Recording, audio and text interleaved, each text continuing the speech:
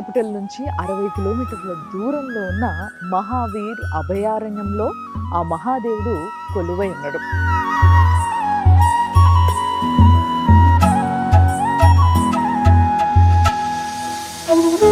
So ఇది భగవాన్ Mahavir wild life sanctuary. మొత్తం వస్తున్న దారులన్నీ కూడా కొండెంగలు, నెమళ్ళు, జింకలు,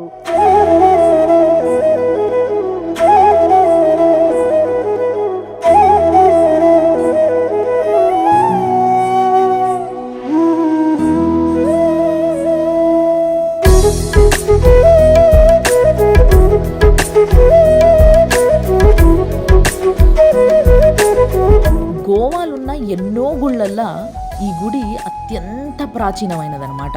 ఈ గర్భగుడి ఏదైతుందో ఇది తూర్పు ముఖానుంది. దానివల్ల పొద్దున సూర్యోదయం కాగానే సూర్యకాంతులు డైరెక్ట్గా లోపల స్వామి మీదనే పడుతుంటాయి.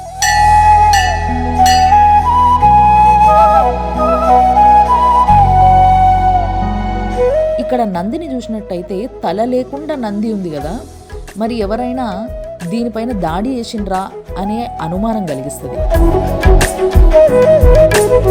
సో ఆ స్వామి మధ్యలున్న గర్భగుడిలా కొలువై ఉన్నాడు. ఆ స్వామి వెనక ఉన్న 3వ గర్భగుడిలో 100 అడుగుల నాగుపాము ఆ మహాదేవుడి ప్రశాంతతకు భంగం కలగకుండా కాపలా కాస్తా ఉంటది.